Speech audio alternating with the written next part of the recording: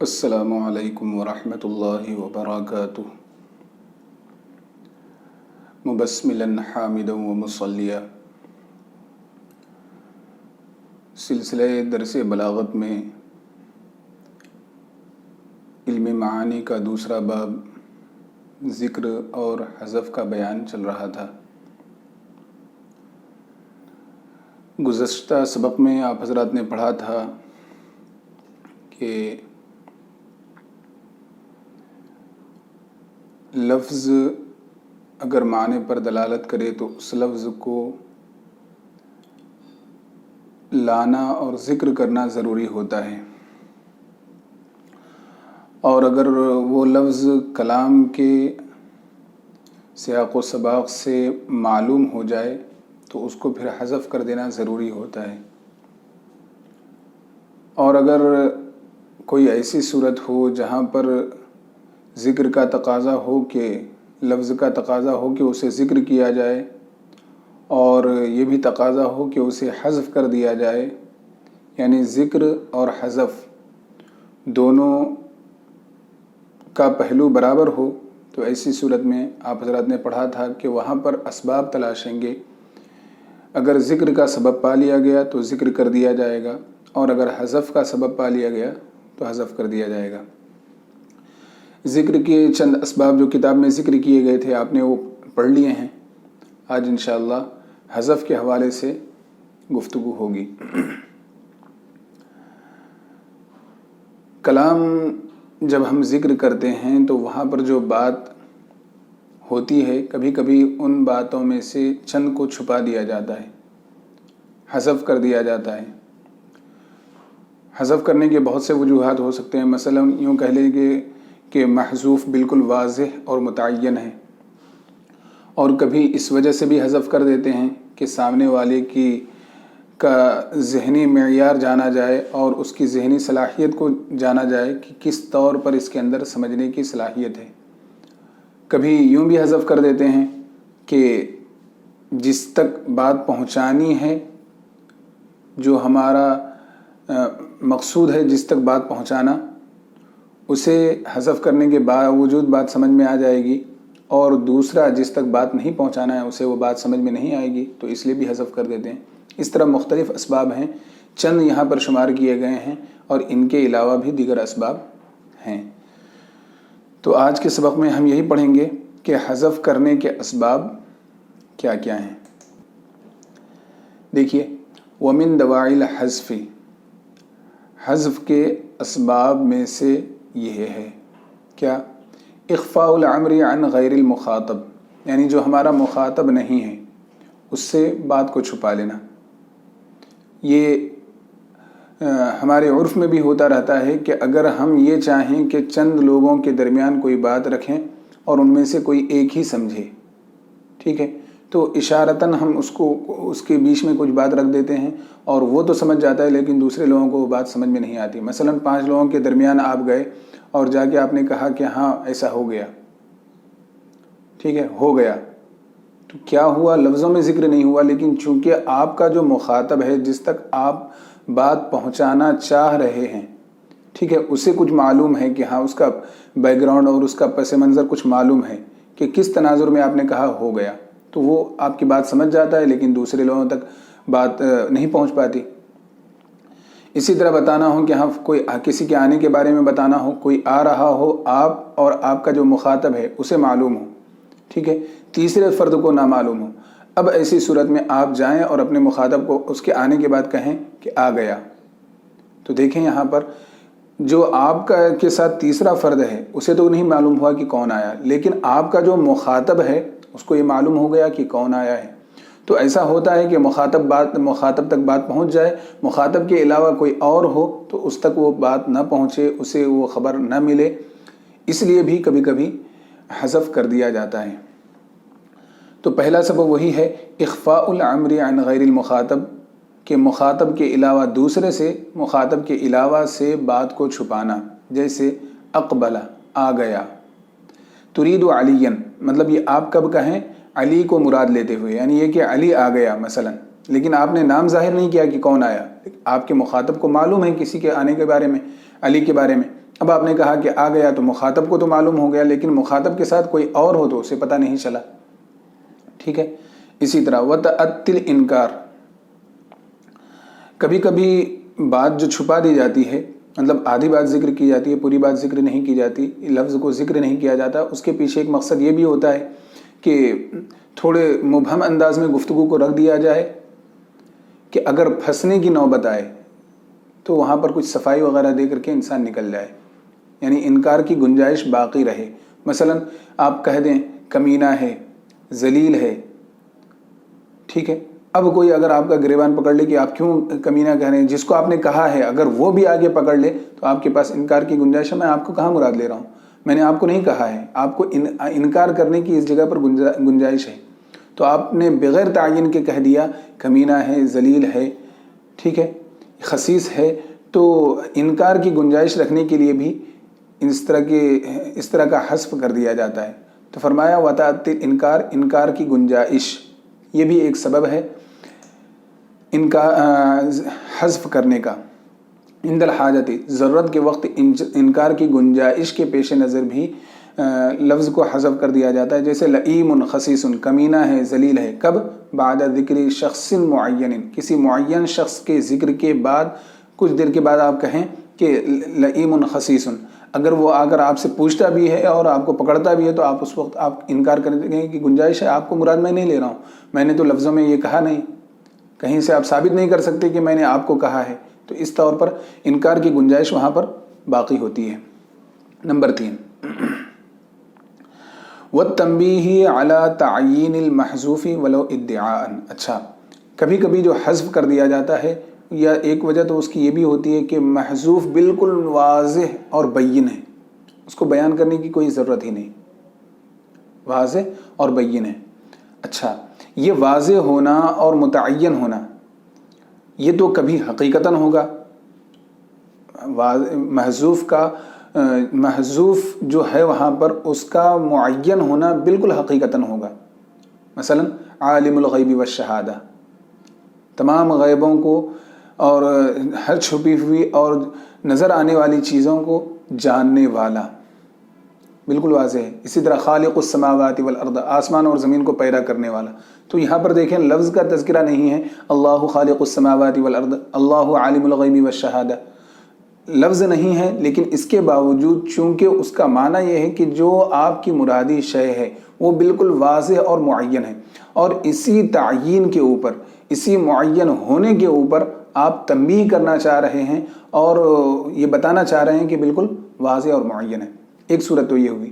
دوسری صورت یہ ہے کہ آپ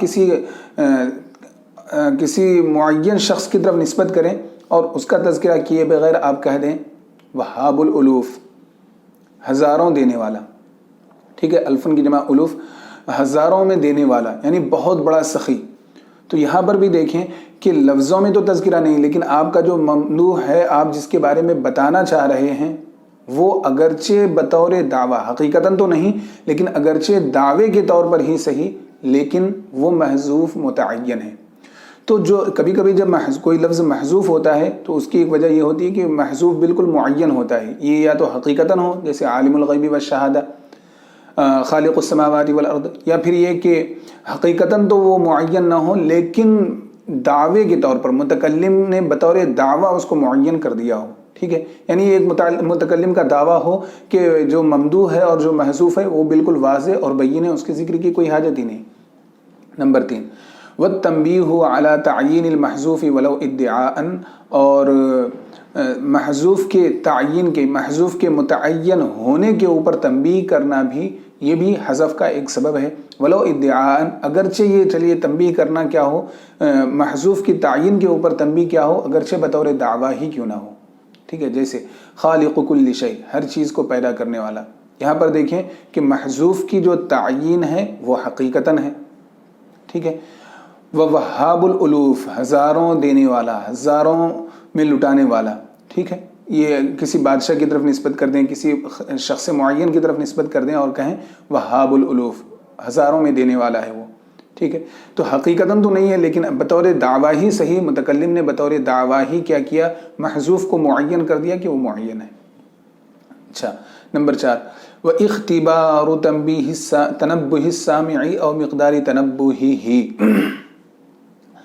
کبھی کبھی جو کسی لفظ کو محذوف کر دیا جاتا ہے اس کے پیچھے ایک سبب یہ ہوتا ہے کہ مخاطب کی ذہنی صلاحیت کو سمجھنا، یعنی مخاطب کی ذہنی صلاحیت کس معیار کی ہے اس کو جانچنے کے لیے بھی کوئی لفظ محذوف حذف کر دیا جاتا ہے۔ جیسے کہا جائے کہ اس کی روشنی سورج کی روشنی سے حاصل ہوتی ہے، تو اس کی روشنی کس کی روشنی؟ کوئی تو تذکرہ ہوا نہیں۔ تو اب یہاں پر دیکھیے، چونکہ سامنے والے کی ذہنی صلاحیت کو جاننے کے لیے یہ محذوف کر دیا گیا اور ذکر نہیں کیا گیا، بالکل معلوم تاکہ یہ پتہ چل جائے کہ ہاں سامنے والے کو معلوم ہے یا نہیں اس کی ذہنی صلاحیت کتنی ہے۔ اسی طرح کہا جائے کہ ستاروں کے جھرمٹ میں چاروں طرف سے ستارے ہوں، اس کے درمیان میں ستاروں کا ایک ہار ہو، اس کے بیچ میں، تو یہ ساری چیز مطلب کیا وہ بیچ میں کیا ہوگی؟ ظاہر سی بات ہے چاند ہی ہو سکتا ہے، کیونکہ اس کی روشنی سورج کی روشنی سے حاصل ہوتی ہے۔ تو اس طور پر بھی کبھی کبھی لفظ کو محذوف کر دیا جاتا ہے تاکہ اس کے ذریعہ مخاطب کی ذہنی صلاحیت اور مخاطب کی بیدار مغزی اور اس کی ذہانت کا پتہ چل سکے کہ کس مقدار میں اس کی ذہنی صلاحیت کی مقدار کتنی ہے اس کے اندر ذہنی صلاحیت، اس کو جاننے کے لیے بھی حذف کر دیا جاتا ہے۔ جیسے وَاِخْتِبَارُ تَنَبُّهِ السَّامِعِ، سننے والے کی بیدار مغزی کو جانچنا، او مقداری تنبہہ، یا اس کی بیدار مغزی کی مقدار کو جانچنا مقصود ہوتا ہے، یعنی اس سبب سے بھی کبھی کبھی لفظ کو حذف کر دیا جاتا ہے۔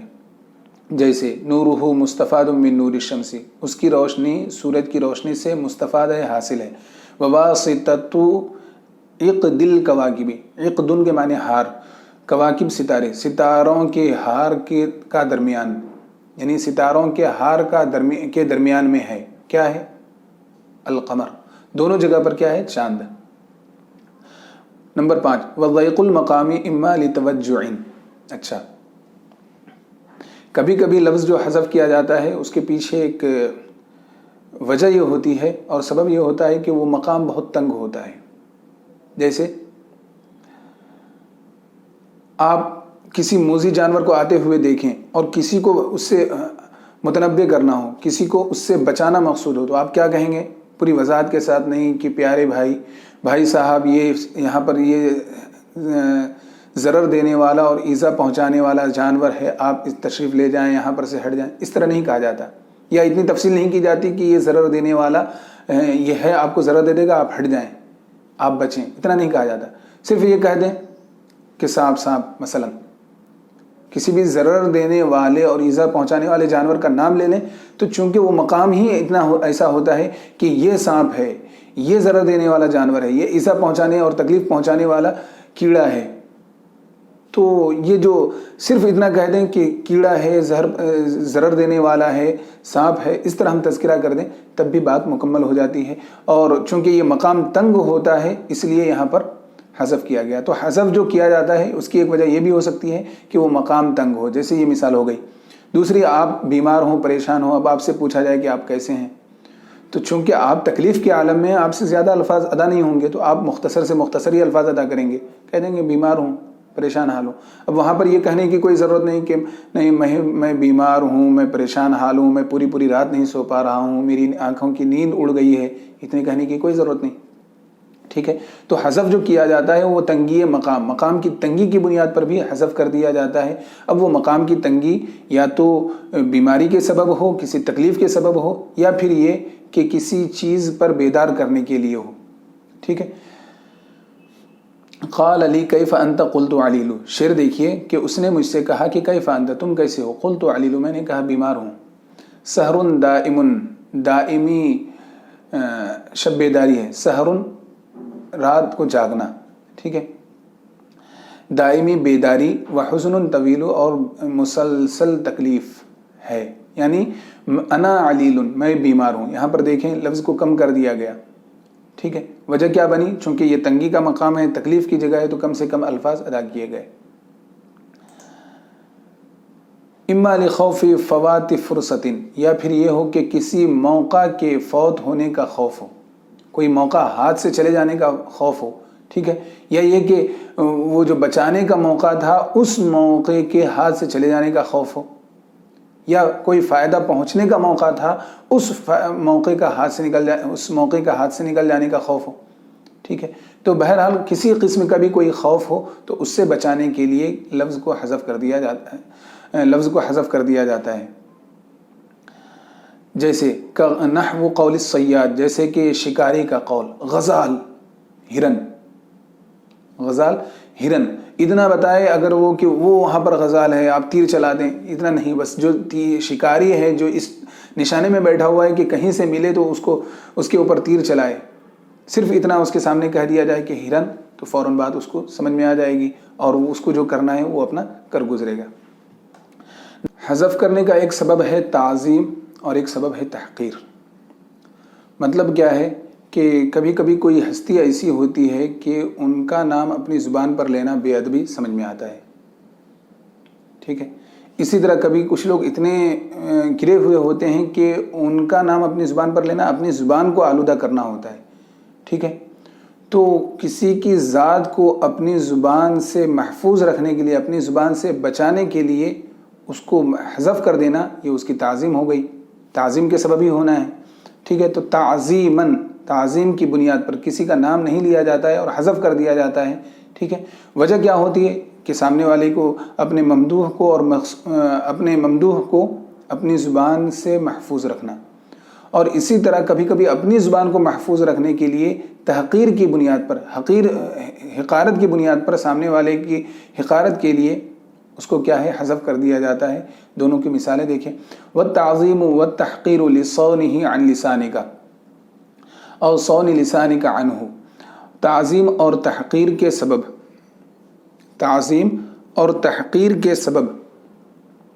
یعنی تعظیم اور تحقیر بھی حذف کا ایک سبب ہے۔ لصونہ عن لسانک، اس کا تعلق تعظیم سے، اور صون لسانک عنہ کا تعلق تحقیر سے ہے، لف و نشر مرتب۔ دیکھیے، اس کو اپنی زبان سے بچانے کے لیے تعظیم کرنا، یہ بھی ایک سبب ہے حذف کا، یا اپنی زبان کو اس سے بچانے کے لیے تحقیر کرنا، یہ بھی حذف کا ایک سبب ہے۔ پہلے کی مثال، تعظیم کی مثال، جیسے نجوم سمائن، آسمان کے ستارے ہیں، مثلا الصحابۃ نجوم سمائن، صحابہ آسمان کے ستارے ہیں۔ اب یہاں پر صحابہ کا تذکرہ کیوں نہیں کیا گیا؟ وہ ذات اتنی بلند و بالا ہے کہ اپنی زبان پر ان لوگوں کا نام لیں، تو ان کی ذات کو اپنی زبان سے بچانے کے لیے یہ گندی زبان اور ان کا نام، تو ان کی ذات کو اپنی زبان سے بچانے کے لیے ان کی تعظیم کرنا، اور تعظیماً ان کو کیا ہے، حذف کر دیا گیا۔ تعظیم کی بنیاد پر کیا ہے، وہاں پر حذف کر دیا گیا۔ اسی طرح بعض لوگ اتنے گھٹیا ہوں کہ ان کا نام لے کر کے اپنی زبان کو آلودہ کرنا، اس لیے بھی اس کو، یعنی اس کی تحقیر کے لیے اس کو چھوڑ دیا جاتا ہے۔ جیسے دیکھیے، والثانی نحو قوم اذا اکلوا اخفوا حدیثہم، وہ لوگ ایسی قوم ہیں کہ جب کھاتے ہیں تو اپنی باتیں چھپاتے ہیں، اپنی بات چھپاتے ہیں۔ یہاں پر دیکھیے کہ ہم قوم آنا چاہیے تھا، لیکن ہم بھی نہیں آیا، کیونکہ وہ اتنے خسیس ترین لوگ ہیں کہ ان کا تذکرہ اور یہ زبان اور ان کا نام لے، اتنے گھٹیا لوگ ہیں، کس طرح یہ زبان آلودہ ہو سکتی ہے ان کا نام لے کر کے، ٹھیک ہے۔ نمبر 7، والمحافظۃ علی وزن او سجع،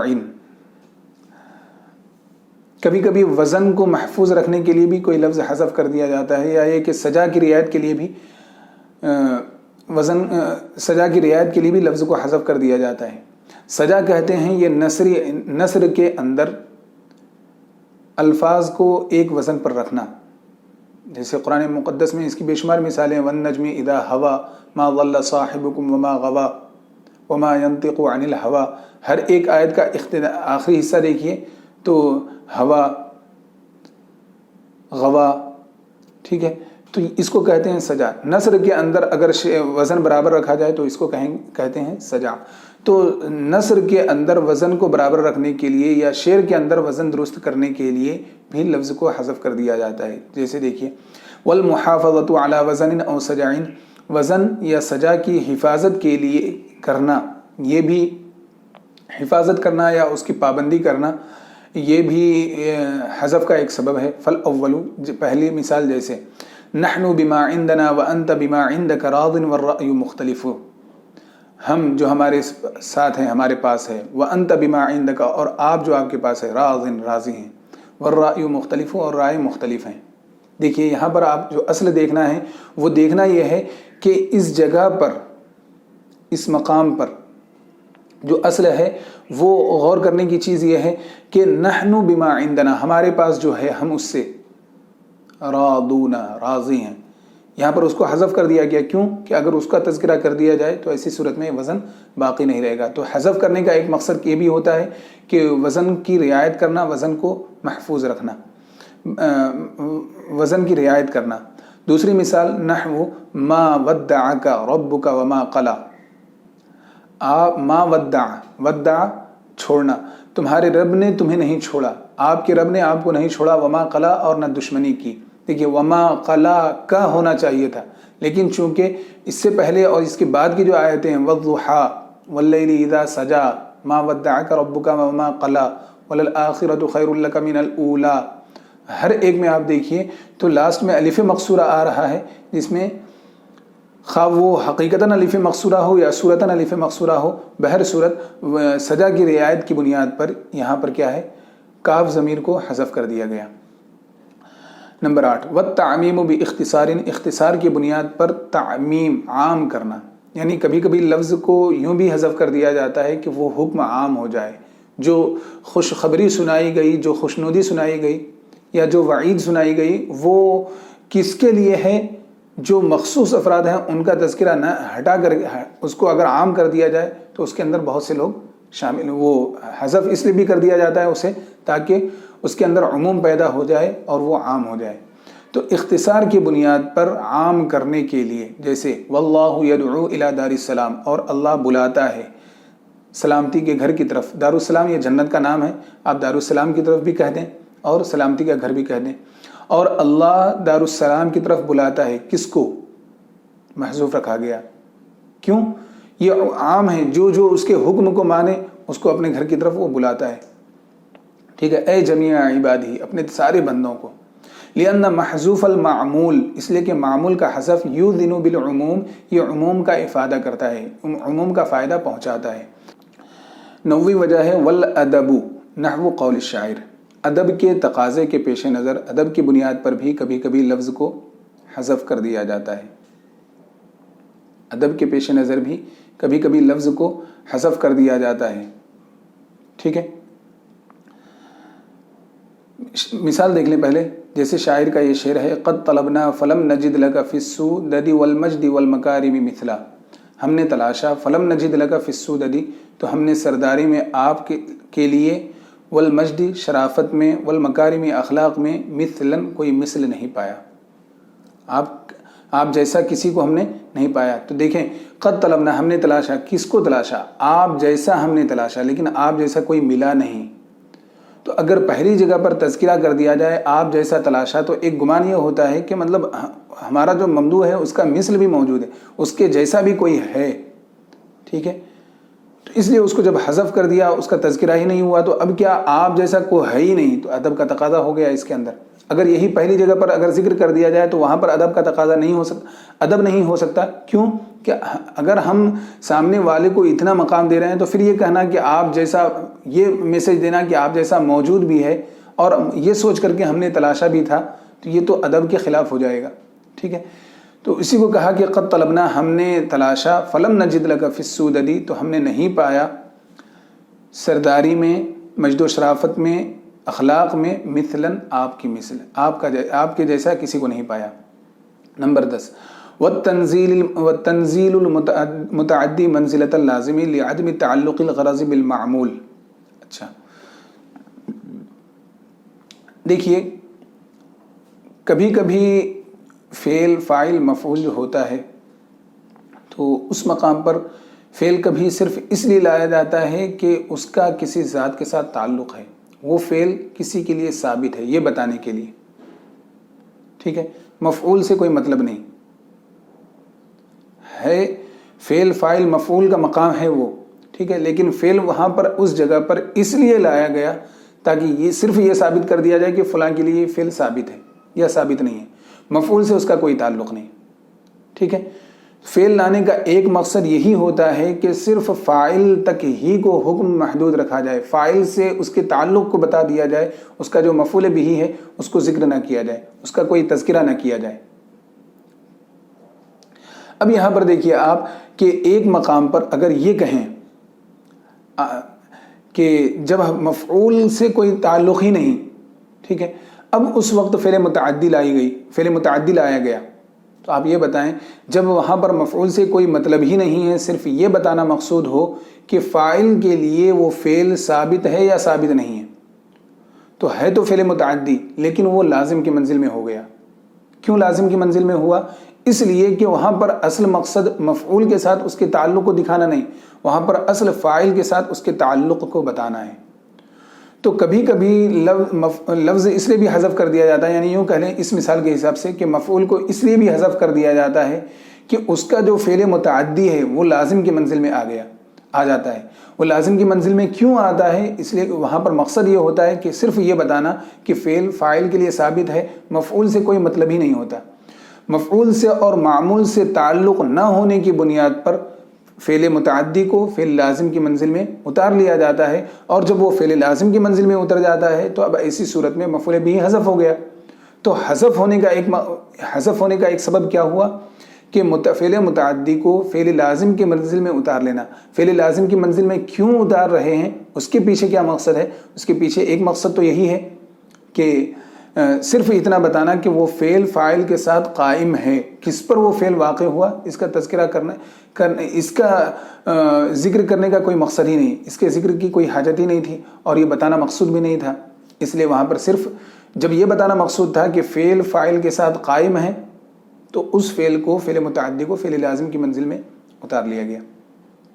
وہ تنزیل المتعدی منزلۃ اللازم، اور متعدی کو لازم کی منزل میں اتارنے کے لیے لعدم تعلق الغرض بالمعمول، معمول کے ساتھ اور مفعول کے ساتھ غرض متعلق نہ ہونے کی وجہ سے متعدی کو لازم کی منزل میں اتار لینا، یہ بھی لفظ کو حذف کرنے کا ایک سبب ہے. جیسے هل يستوي الذين يعلمون والذين لا يعلمون، مطلقاً یہاں پر جو علم والے ہیں، کوئی خاص چیز جاننے والا نہیں کہ کسی خاص چیز کے بارے میں جاننے والا یا نہ جاننے والا.